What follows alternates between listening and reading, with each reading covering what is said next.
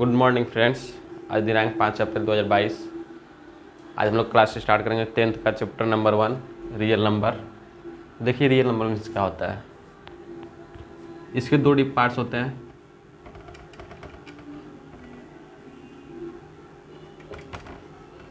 Integer, decimal.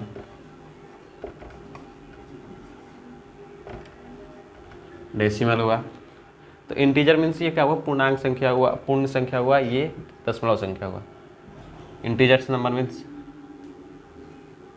Minus infinity, -1, 0, 1, 2, ये कहाँ तक जाएंगे, पॉजिटिव इन्फिनिटी तक जाएंगे। तो ये क्या है, इंटीजर है। इंटीजर हुआ। आप डेसिमल में देखिए 1.1, 0.235, 0.962, 3, 1, 0। ये क्या है, ये सब डेसिमल में, डेसिमल फॉर्म में है, ये इंटीजर फॉर्म में है। तो इसमें भी इंटीजर। अब देखिए ये रहा नेचुरल नंबर आपका, ये मीन्स इसको बोलिए पॉजिटिव इंटीजर। पॉजिटिव इंटीजर हुआ आपका। ये क्या है आपका, निगेटिव इंटीजर हुआ।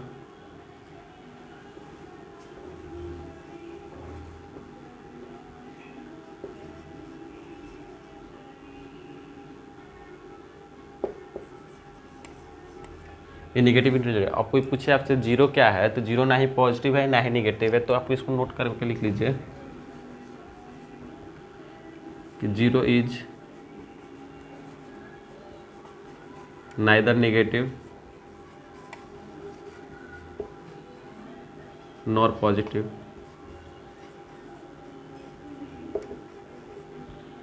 Zero is neither negative nor positive.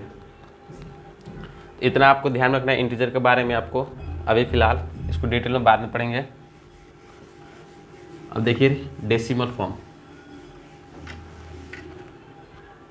Decimal form में भी दो टाइप्स का होता है। देखिए जैसे ये क्या हुआ, ये टर्मिनेट हो गया, ये भी टर्मिनेट हो गया, ये नॉन टर्मिनेटिंग, ये जा ही रहा है, पॉजिटिव इनपुट तक जा ही रहा है। इसको कितने भी मल्टीप्लाई डिवाइड कर रहे हैं तो इसको ये जाके शांत नहीं हो रहा है, ये अब जाहिर मीन्स एंड नहीं हो रहा है इसका। तो इसको दो पार्ट्स पर रखे हैं डेसिमल। देखिए इसको, एक होता है टर्मिनेटिंग,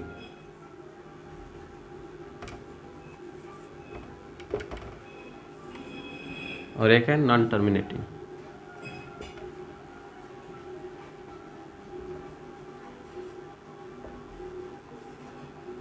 देखिए ये क्या है, ये टर्मिनेट हो चुका है, ये भी टर्मिनेट हो चुका है, और ये क्या है, ये नॉन टर्मिनेट हो रहा है। इसको क्या रखें, ये एग्जाम्पल हुआ किसका, नॉन टर्मिनेटिंग का, और ये दोनों किसका हुए, टर्मिनेटिंग का हुआ है।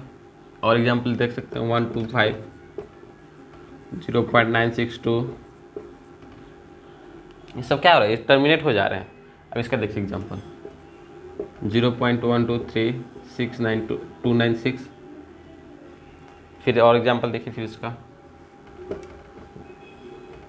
9862105, क्या है, टर्मिनेट नहीं हो रहा है, तो इसको क्या बोलते हैं, नॉन टर्मिनेटिंग। और देखिए फिर से 0.125, 125, 125,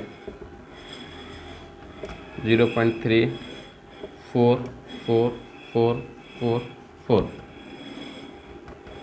तो अब देखिए आप इसमें कुछ देख रहे हैं कॉमन की, ये क्या कर रहा है कि इसका जो रिपीट है 1 2 3 9 6, इसका रेंडम डिजिट कहीं किस कभी भी आ जा रहा है। इसमें भी देखिए रेंडम डिजिट आ रहा है 9 6 9 8 6 2 1 0 5, ये कुछ भी आ जा रहा है, रेंडम डिजिट आ जा रहा है इसमें। और इसमें देखिए, इस दोनों में देखिए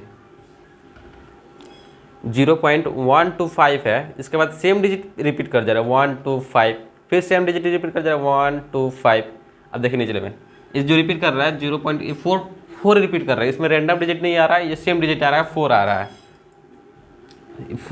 ऐसे आ रहा है। तो ये पॉजिटिव इनपुट जा सकते हैं, ये भी जा सकता है, ये भी जा सकता है, ये भी जा सकता है।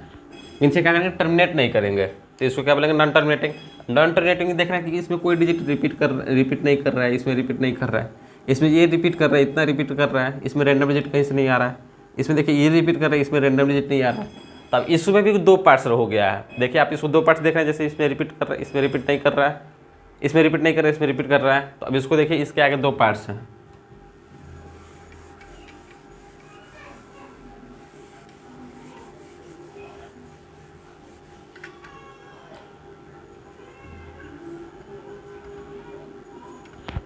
अभी देखिए कि उसका रिपीट कर रहा था, रिपीट नहीं कर रहा था, रिपीट कर रहा था। तो अब देखिए रिपीट जो नहीं करता है उसको बोलते हैं नॉन रिपीटिंग, नॉन रिपीटिंग। और जो रिपीट कर रहा था उसको रिपीटिंग नंबर बोलते हैं, रिपीटिंग डेसिमल।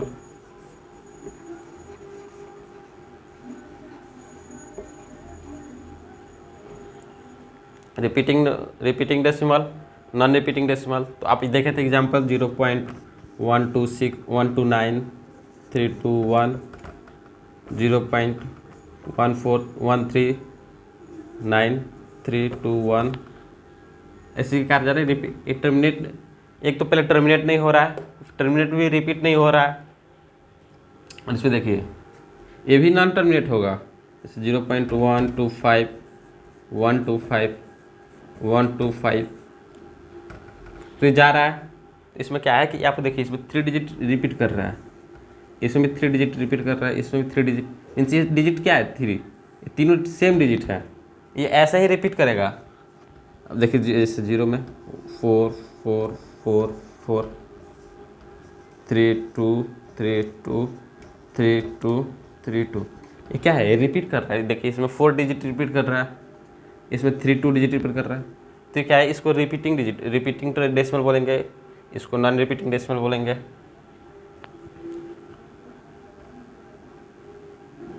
तो इसको शॉर्ट फॉर्म में लिखने के लिए कि इतना लंबा इसको कहाँ तक जा सकती है, तो इसको शॉर्ट फॉर्म में लिखने के लिए हम एक सिंबल यूज़ करते हैं। देखिए इसको उधर साइड नहीं, तो यहाँ पर लिख दे रहे हैं। ये जो है 0.125 है, 0.125 हो गया। फिर एक बार 125 लिख दीजिए और इस पर रेकरिंग कर दीजिए। इसको क्या बोलते हैं, रेकरिंग बोलते हैं। इस पर रेकरिंग कर दिए तो इसका मतलब हुआ कि ये जो 3 डिजिट है यही रिपीट हो रहा है। ये 3 डिजिट पे रेकरिंग किए हैं हम, कहाँ से कहाँ तक रेकरिंग किए, 1 to 5 पे रेकरिंग किए हैं, तो ये 3 डिजिट ही रेकरिंग कर रहा है। तो इसके आगे ये डॉट देने की जरूरत नहीं है। अब इसको देखिए, इसको रेकरिंग करना है, तो 0.4 लिख दिए, फिर 4 लिख दिए, फिर 4 लिख दिए। तो ऐसे लिखते जाएंगे तो हम कहाँ तक लिखते हैं, हमको नहीं पता है कहाँ तक जाएगा। तो इसको हम क्या करेंगे, एक ऐसे सिंबल कर देंगे। ये सिंबल क्या ये सिंबल रिप्रेजेंट करता है कि ये नंबर रिपीट कर रहा है। तो क्या रिपीट कर रहा है, केवल 4 रिपीट कर रहा है, इसमें अदर डिजिट नहीं आ रहा है। अब देखिए 32 को, इसको 0.323232। तो अब इसको कहाँ तक जाएंगे हमको भी नहीं पता है, इसको भी नहीं पता है कहाँ तक जाएंगे। तो देखिए इसको क्या करेंगे, इसको शॉर्ट फॉर्म में लिखने के लिए इसको ऐसे कर देंगे, रेकरिंग कर दिए। तो ये दिखाएगा कि ये अब जो आपका 32 डिजिट है 32, तो यही रिपीट कर रहा है, इसको दूसरा डिजिट नहीं रिपीट कर रहा है। इसको और छोटा में लिख सकते हैं, जैसे 0.125 इतना कर दीजिए, इसे भी कर दीजिए 0.4 0.32। अब कोई भी इक्वेशन में आपको दिखे, ये दिखे, ये दिखे, ये दिखे, इट्स मीन्स कि तीनों इक्वेशन सेम है, तीनों इक्वेशन सेम है। आपके लिखने के ऊपर डिपेंड करता है। ये अधिक कोश लिखा हुआ है, केवल डिजिट क्या है, डिजिट की संख्या ज़्यादा है, इसका मतलब सेम ही है। ये नहीं कि ये लिखा है तो कुछ और लिख रहा है, ये लिखा है तो कुछ और लिखा है, फिर ये लिखा है तो कुछ और लिखा है। बट ये लिखा हो और ये नहीं, ये लिखा हो, इसमें बहुत सारा अंतर है, क्योंकि इसमें रैंडम डिजिट आ रहा है, इसमें रैंडम डिजिट नहीं आ रहा है। इसमें केवल 4 ही आएगा, इसी क्वेश्चन में केवल 1 to 5 आएगा, इसमें 3 2 आएगा। तो अब इसी को देखिए, इसमें क्या कर दिया है कि इसको बोलता है रेशनल नंबर। इसको क्या बोलते हैं, रेशनल नंबर, और इसको इरेशनल नंबर।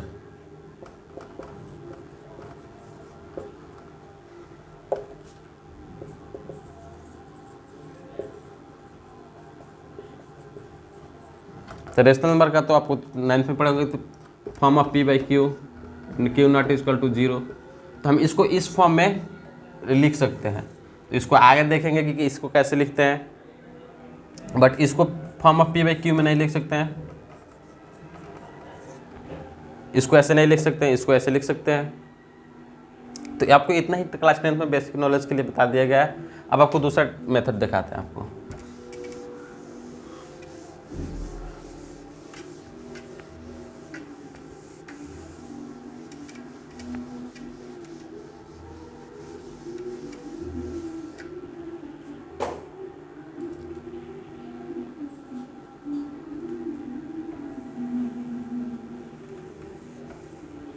अब सबसे पहले HCF निकालने का सीख जाइए, क्योंकि क्लास 10th में HCF LCM निकालना है पूरा भरपूर चैप्टर 1 में।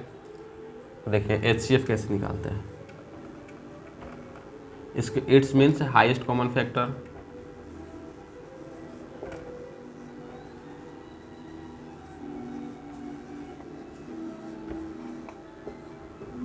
तो इसका HCF मीन्स बोला कि हाईएस्ट कॉमन होना चाहिए। क्या फैक्टर में जो भी फैक्टर है उसमें हाईएस्ट कॉमन होना चाहिए। इसमें क्या आना चाहिए, हाईएस्ट कॉमन फैक्टर आना चाहिए। देखिए 1 to 5 हो गया और 200 हो गया। अब इसमें पूछ रहा है कि find the highest common factor of given digit. तो अब देखिए इसको क्या करेंगे, पहले हम डिवाइड करेंगे दोनों को।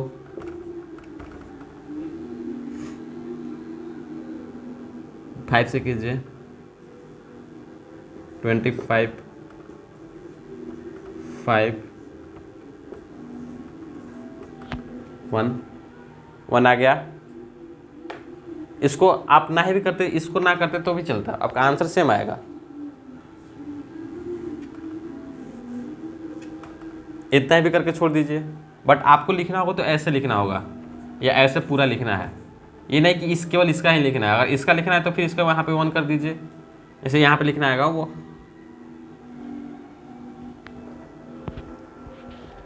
उसे देखिए 1 to 5 है, तो इधर से लिखिए इधर से लिखिए, बट लिखना चारों तरफ की है। इधर से लिखिए यहाँ तक लिखिए 1 5 5 5। अगर आप इसको लिखने में गलत कर रहे हैं तो आपका यहाँ पे मल्टीप्लाई कीजिएगा तो 1 to 5 नहीं आएगा। अगर 1 to 5 नहीं आए तो आपके इसमें गलत लिखने में गलत किए हैं, इसमें पूरा डिजिट नहीं लिखे होंगे आप। तो इसको पहले मल्टीप्लाई करके चेक कर लीजिए कितना आ रहा है कि नहीं आ रहा है। 5 5 जा 25, 25 जा 1 to 5 आ गया। तो हम लोग का सेम हुआ, मीन्स इसका मीन्स ये सही है। अब देखिए 200 का, तो इसको 2 से करते हैं। 100, 50, 25, 5। अब इसको ऐसे लिखिए या फिर ऐसे लिखिए, बट लिखना चारों तरफ सीखिए, फुल डिजिट लिखना है। तो 200 हुआ, 2 2 2 5 5। अगर आप इसकी मल्टीप्लाई कर रहे हैं, अगर 200 नहीं आ रहा है तो आप इसमें पूरी डिजिट गलत लिखे हैं या आप डिवाइड गलत किए हैं। इसमें गलत होगा तो ये पूरा नहीं आएगा। अगर ये पूरा आ जा रहा है तो आप इट्स मीन्स इसका डिवाइड पूरा आप सही किए हैं। आप इसको मल्टीप्लाई करके चेक कीजिए। 5 5 जा 25, 25 2 जा 100, 50, 52 जा 100, 100 जा 200। तो ये भी सही है, ये मेरा दोनों सही है। अब इसमें देखिए कि हाईएस्ट कॉमन फैक्टर बोल रहा है।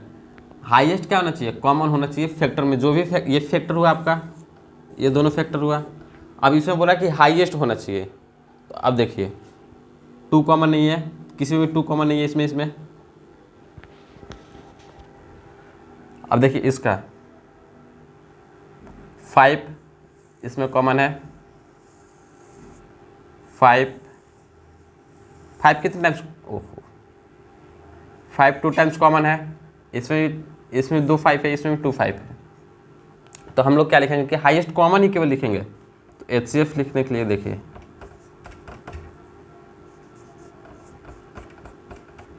5 × 5 125।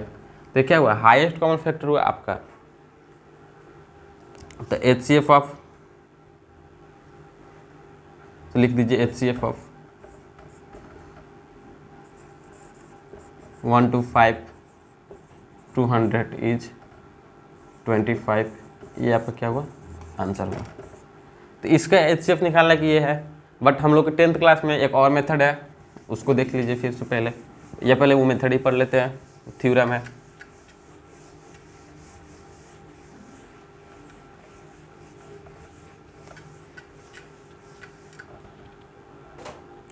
देखिए उसके लिए पढ़ना पड़ता है यूक्लिड थ्योरम 1.1 है आपका एनसीईआरटी क्वेश्चन का, यूक्लिड्स डिवीजन लेमा। अब इसी को लोग शॉर्ट फॉर्म बोलते हैं एल्गोरिथम डिवीजन।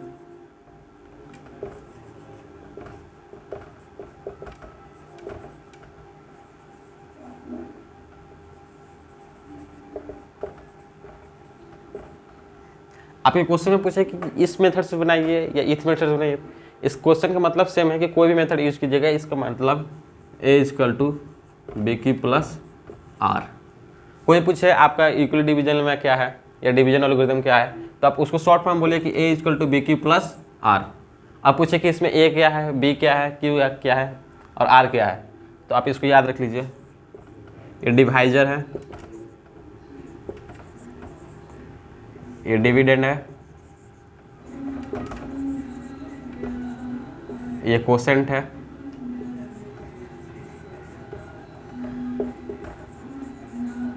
ये रहा आपका रिमाइंडर।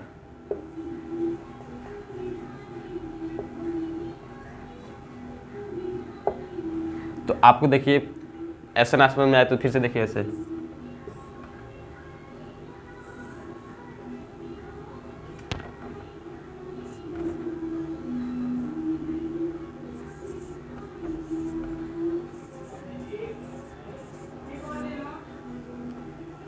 इतना हुआ। तो आप देखिए इसको 5.5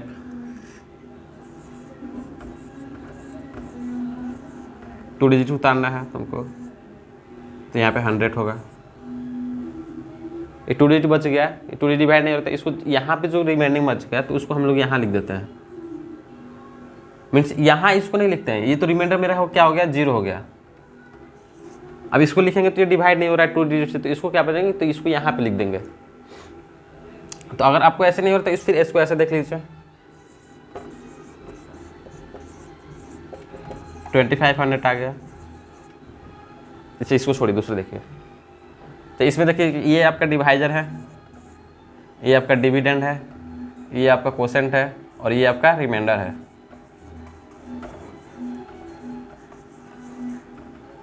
reminders, quotient, dividend and divisor.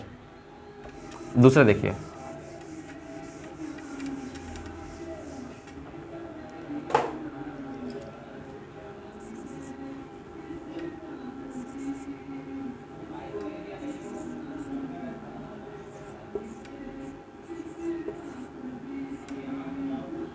अब इसमें कोई पूछे कि आपका आप इसका फाइंड कीजिए रिमाइंडर। मीन्स ये तो आपका डिवाइजर है, ये आपका डिविडेंड है, यहाँ पे जो आएगा उसका कोसेंट होगा और यहाँ पे जो आएगा नीचे वो उसका रिमाइंडर होगा। तब इसको डिवाइड कीजिए आप इसको देखिए 20 के टेबल में 136 नहीं, 13 नहीं, 0 नहीं आएगा। तब इसको डायरेक्ट कीजिए 6 टाइम्स से, तो 6 टाइम्स से मल्टीप्लाई कीजिएगा 20 में, तो 1 to 6 आएगा, तो ये होगा 10। अब इसने पूछा कि आपका रिमाइंडर क्या है, तो ये रहा रिमाइंडर, ये रहा कोसेंट और ये रहा डिविडेंड और ये रहा डिवाइजर। और इसमें इक्वेशन है कि क्या होना चाहिए कि जो रिमाइंडर होना चाहिए वो 0 से बड़ा होना चाहिए, ये 0 होना चाहिए। तो 0 से बड़ा है, इसके पहले इक्वेशन लिखे थे उसमें 0 आया था। और ये किससे छोटा होना चाहिए, इससे छोटा होना चाहिए। इससे छोटा है तो सही है, इससे बड़ा होगा तो क्या हो जाएगा, वो गलत हो जाएगा। फिर उसके और टाइम से मल्टीप्लाई जाएगा, फिर डिवाइड कीजिएगा तो उसी टाइम से कटेगा। तब इसको क्या लिख सकते हैं, यहाँ पे क्या है, ये इसको डिवाइजर को क्या बोलते हैं,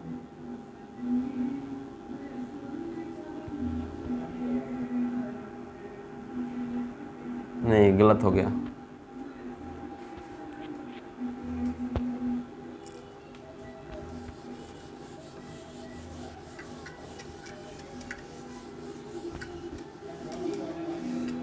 देखिए a equal to B Q plus R, ये आपका डिविडेंड है,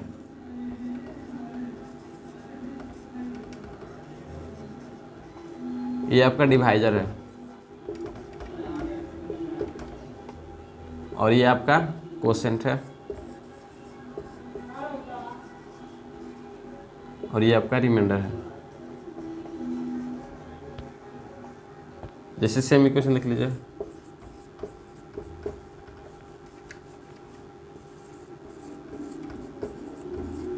वन 36 आया, तब इसको डिवाइड कीजिए 6 टाइम्स में कीजिएगा तो 120 है, फिर 10, तो ये आपका रिमाइंडर है, ये आपका कोसेंट है, ये आपका डिवाइजर है,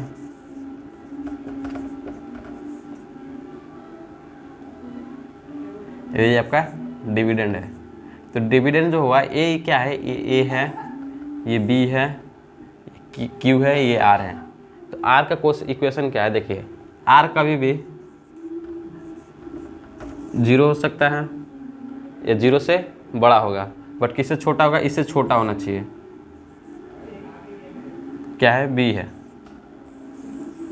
तो ये इक्वेशन यहाँ पे लिख दीजिए फिर से,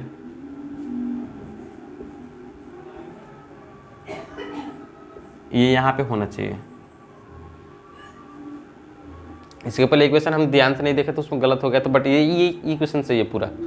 अब देखिए 0 भी है, 0 रिमाइंडर 0 जा सकता है, 0 से बड़ा होगा, बट किससे छोटा होगा, बी से छोटा होगा, डिवाइजर से छोटा होना चाहिए, तभी आपका इक्वल डिवीजन लेमा फॉलो करेगा इक्वेशन। तो अब देखिए इसका यूज क्या है,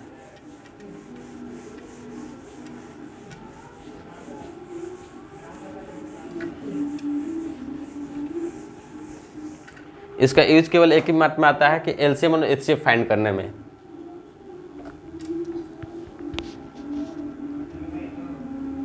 लिखिएगा क्वेश्चन में, use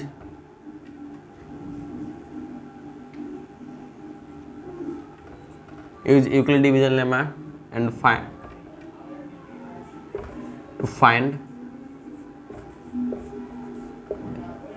HCF of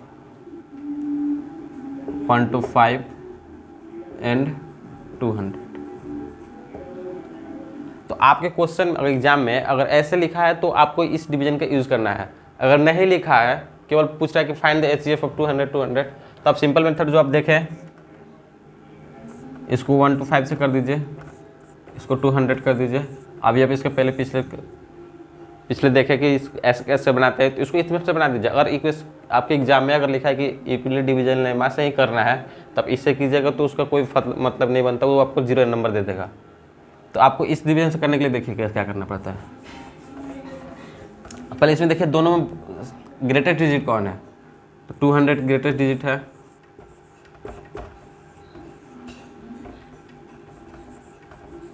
one two 5 है, तो इसका मतलब कि ये ग्रेटेस्ट डिजिट है, तो ये क्या है, ए है, इसको ए मानिए, फिर इसको क्या मानिए, बी।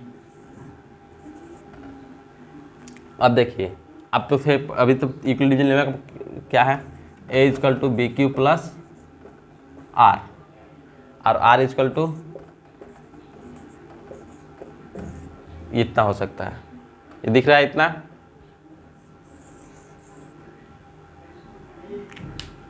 अब देखिए इसको इक्वल डिवीजन लेमा से एचसीएफ फाइंड कीजिए, तो 200 हमको भी पता है, 1 to 5, बट अब यहाँ पे क्यू क्या ले, अब क्यू क्या ले, तो इसको हमको ऐसे करने, तो ये सिंपल डिजिट है तो आपको आसानी से लग रहा है कि ये 1 टाइम्स में ही जाएगा, 2 टाइम्स करेंगे तो इससे ज़्यादा आ जाएगा। अब देखिए इसको तो ऐसे 1 टाइम्स में किया, अब प्लस में क्या आना चाहिए, रिमाइंडर।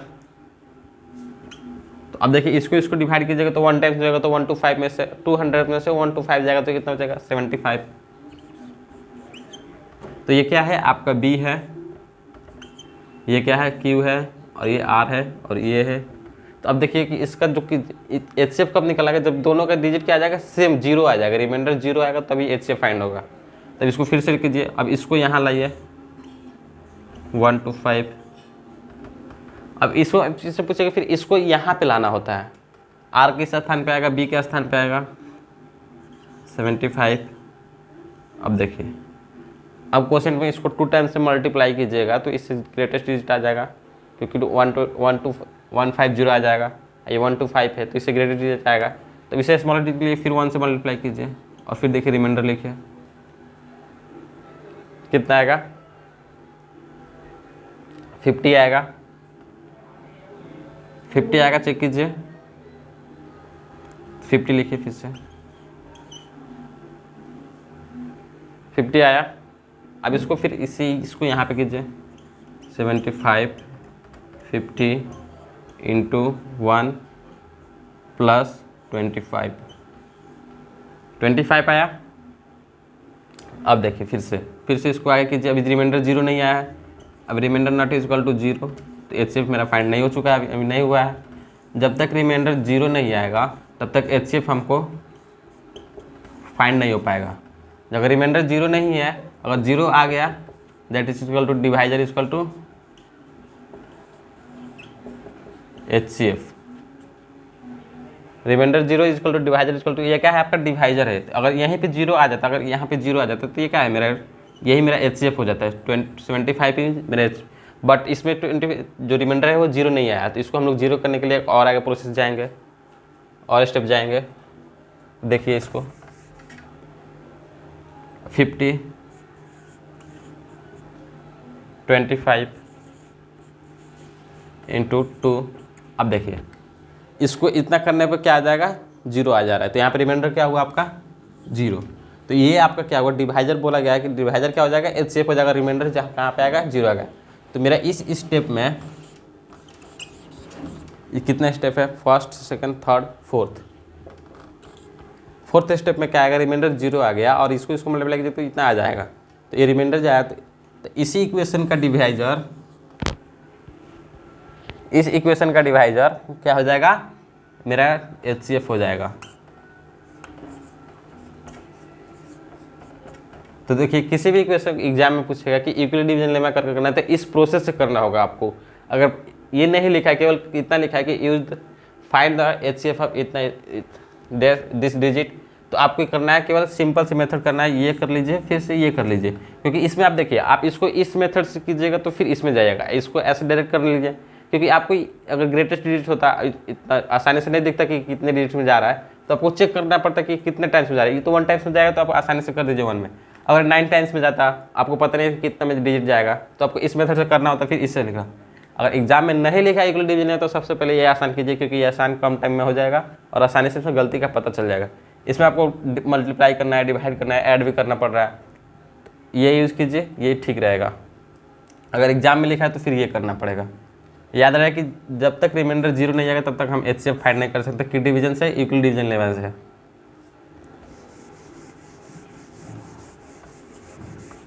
तो आज के लिए इतना ही रखते हैं और कल पढ़ेंगे हम लोग इसके आगे और क्वेश्चन सॉल्व करेंगे। आप अभी भी क्वेश्चन सॉल्व करते हैं 1.1 का देख के, क्योंकि इसी मेथड से सब यूज़ करना है। आप यूज़ करके देखिए, अगर गलत ना आए तो फिर कल बोलिएगा, कमेंट कीजिएगा और लाइक शेयर सब्सक्राइब करते रहिए और अपने दोस्तों को बता दीजिएगा, क्योंकि क्लास स्टार्ट हो चुका है, वो भी ऑनलाइन में, ऑफलाइन तो चल ही रहा है। Thank you.